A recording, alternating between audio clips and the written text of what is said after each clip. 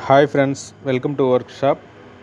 Friends, இப்போ நம்ம பார்க்குறது வந்து வேர்ல்பூலில் வந்து 200 லிட்டரு, அதாவது 190 லிட்டர் வந்து ஸ்டோரேஜ் வால்யூமாக இருக்கும். 200ன்றது ஒரு க்ரோஸ் வால்யூம் அந்த மாதிரி இருக்கும். இது வந்து கூலிங் காயிலில் வந்து மைல்டு லீக்கேஜ், அதனால் வந்து கேஸ் சார்ஜிங் பண்ணோம் அப்படின்னா அது வந்து கேஸ் வந்து நிற்கலை. அதாவது இது வந்து மேனுஃபேக்சரிங் இல்லைன்னா டிரான்ஸ்போர்ட்டில் அந்த மாதிரி ஏதாவது சம்திங் மாறதுனால வாங்கியிருக்கோம். ஸோ இது வந்து கூலிங் காயில் ஆல்ரெடி சேஞ்ச் பண்ணியிருக்காங்க. இதுக்கு வந்து புது கம்ப்ரஸர் கூட ஆல்ரெடி மாற்றிருக்கிறாங்க எல்ஜியில். இப்போ நம்ம என்ன பண்ணுறோம் அப்படின்னா, அந்த கூலிங் காயில் வந்து நம்ம வந்து ரிமூவ் பண்ணிடுறோம். ரிமூவ் பண்ணிவிட்டு புது கூலிங் காயில் வந்து ஃபிட் பண்ணுறோம். கண்டென்சர் செக் பண்ணுறோம். நல்லா இருந்தது அப்படின்னா ஓகே, இல்லை அப்படின்னா புது கண்டென்சர் கூட நம்ம வந்து சேஞ்ச் பண்ணிவிட்டு ஸ்ட்ரெயினர் புதுசு போட்டுட்டு அதாவது இருக்கிற வெல்டிங் எல்லாம் பண்ணுறோம். அதாவது எல்லாமே வந்து ஃப்ரெஷ் அவுட் பண்ணிவிட்டு நம்ம வந்து கேஸ் சார்ஜிங் பண்ண போகிறோம்.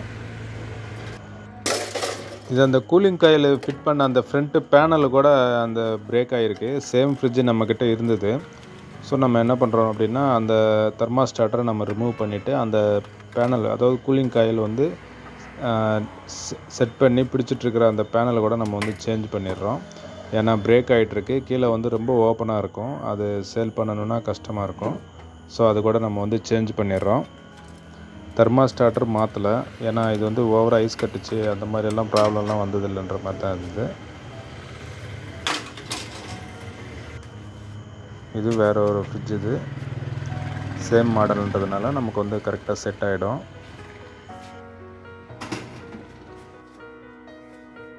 இந்த வேர்ல்பூல் கூலிங் காயிலுக்கு நமக்கு வந்து உள்ளே வந்து வெல்டிங் வைக்க வேண்டிய வேலை இருக்காது. ஏன்னா கேப்லரு எல்லாமே வந்து இன்புல்டாக வந்துடும்.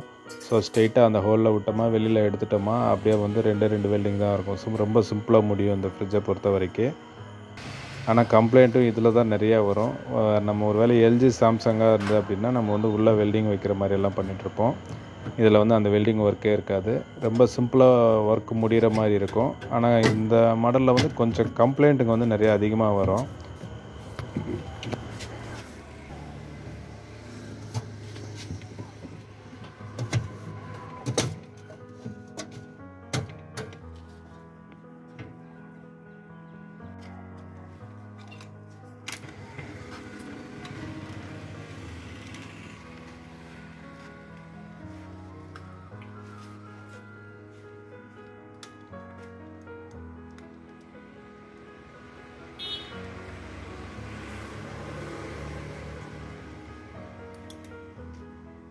ஒருவேளை நம்ம வந்து ஐஸ் குத்திட்டோம், ஹோல் விழுந்துருச்சு, நம்ம வந்து புது கூலிங் காயில் மாற்ற போகிறோம் அப்படின்னா, ஒருவேளை ஓவராக ஐஸ் கட்டினதுனால நம்ம வந்து ஹோல் போட்டோம் அப்படின்னு நம்ம வந்து கன்ஃபார்ம் ஆச்சு அப்படின்னா, கண்டிப்பாக வந்து இந்த மாதிரி கூலிங் காயில் சேஞ்ச் பண்ணுறப்போ தெர்மாஸ்டார்டர் கூட புதுசு வந்து ஒரு டெக்னீஷியன் மாற்றுறப்போ அவங்கக்கிட்ட சொல்லி சேஞ்ச் பண்ணிடுறது பெஸ்ட்டு. இல்லை அப்படின்னா என்ன ஆகும் அப்படின்னா, திருப்பியும் வந்து அதே மாதிரி ஐஸ் கட்டியாகும். இன்கேஸ் நம்ம ஒரு வேளை ஹோல் போடலை அப்படின்னா கூட நிறைய மெட்டீரியல் நம்ம அங்கே உள்ளே வைக்கிறப்போ அது பிடிச்சிட்டு இருக்குது. அது கீழே வந்து அதாவது டைட்டாக பிடிச்சிக்கும் அந்த ஐஸ் வந்து கெட்டிமாக. நம்ம வந்து தெரியாமல் எடுக்கிறப்போ திருப்பியும் ஹோல் விழுறது கூட லீக்கேஜ் வர்றது கூட வாய்ப்பு இருக்கும். அதனால் வந்து தெர்மாஸ்டார்டரு ஓவராக ஐஸ் கட்டுச்சு அப்படின்னா கூலிங் காயில் சேஞ்ச் பண்ணுறப்போ தெர்மாஸ்டார்டர் கூட சேர்த்து மாற்றிக்கிறது நல்லது.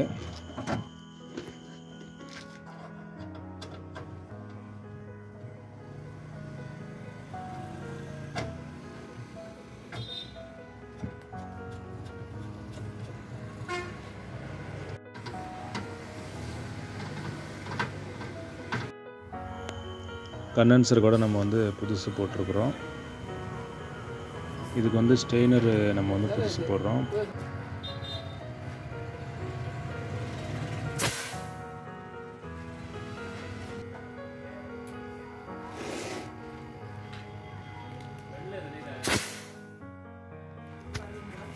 కృష్ణ చిన్న బ్యాగ్ అంటే పెట్టుకోమని చెప్పిందా?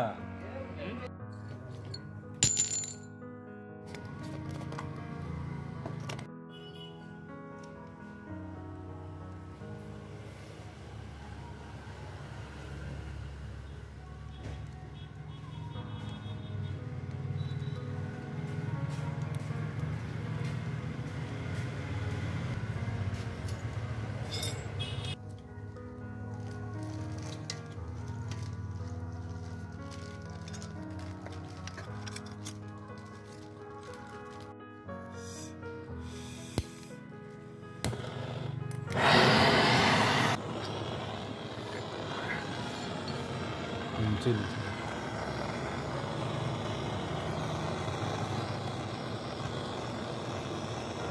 అందుకే అట్లా జరిగిరా నేను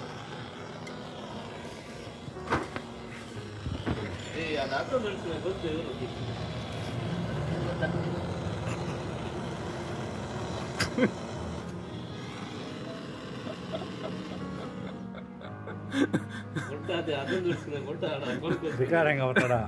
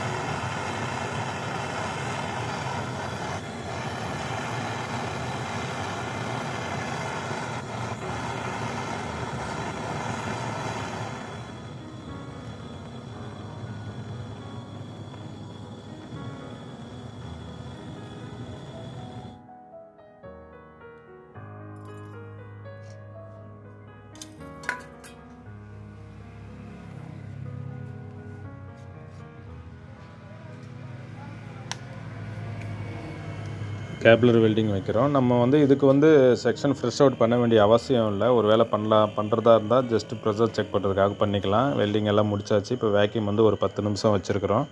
இதுக்கப்புறம் வந்து நம்ம வந்து கேஸ் சார்ஜிங் பண்ணணும். இதுக்கு வந்து 134 கேஸு. இந்த ஃப்ரிட்ஜை பொறுத்த வரைக்கும் ஒரு 10 PSI அந்த ரேஞ்சை நம்ம வச்ச உடனே நமக்கு வந்து கண்டென்சர் ஹீட்டெல்லாம் வந்து நல்லா ஈவனாக கரெக்டாக இருக்கணும். அதாவது ஸ்டெய்னருக்கு ஒரு லைன் முன்னாடி வரைக்கும் நமக்கு ஹீட் இருக்கிற மாதிரி இருக்கும். அதுக்கப்புறம் வந்து உள்ளே வந்து நம்ம வந்து கூலிங் வந்து செக் பண்ணுறோம் அப்படின்னா, அதாவது ஒரு 20 மினிட்ஸ் அந்த மாதிரி கேப் விட்டோம் அப்படின்னா நமக்கு வந்து அந்த ஷீட் மொத்தம் வந்து பக்காவாக இந்த மாதிரி ஐஸ் வரணும். அதுக்கப்புறம் உள்ளே வந்து நம்ம ஒரு வேளை வாட்ரு வச்சோம் அப்படின்னா அது நமக்கு ஒரு வேளை ஐஸ் கட்டி தெரியணும் அப்படின்னா கிட்டத்தட்ட ஒரு 40 மினிட்ஸ் மேலே நம்ம வந்து ஃப்ரிட்ஜ் ஓப்பன் பண்ணலாம் அப்படின்னா கிட்டத்தட்ட உள்ளே வந்து ஐஸ் வந்து அந்த இடத்துல கட்டிடும். அந்த மாதிரி நமக்கு ஐஸ் கட்டினா தான் நமக்கு வந்து கூலிங் எல்லாம் வந்து பர்ஃபெக்டாக வரும். தெர்மாஸ்டாட் கட் ஆஃப் ஆகும். கீழே கூட நல்லா கூலிங் வரும். ஃப்ரெண்ட்ஸ், இந்த வீடியோ உங்களுக்கு பிடிச்சிருக்குன்னு நினைக்கிறேன். பிடிச்சா லைக் பண்ணுங்கள். நம்ம சேனலுக்கு ஒரு வேளை புதுசாக வந்து இந்த வீடியோ ஓப்பன் பண்ணி பார்த்துருக்கீங்க அப்படின்னா மறக்காமல் நம்ம சேனலை வந்து சப்ஸ்கிரைப் பண்ணுங்கள் ஃப்ரெண்ட்ஸ்.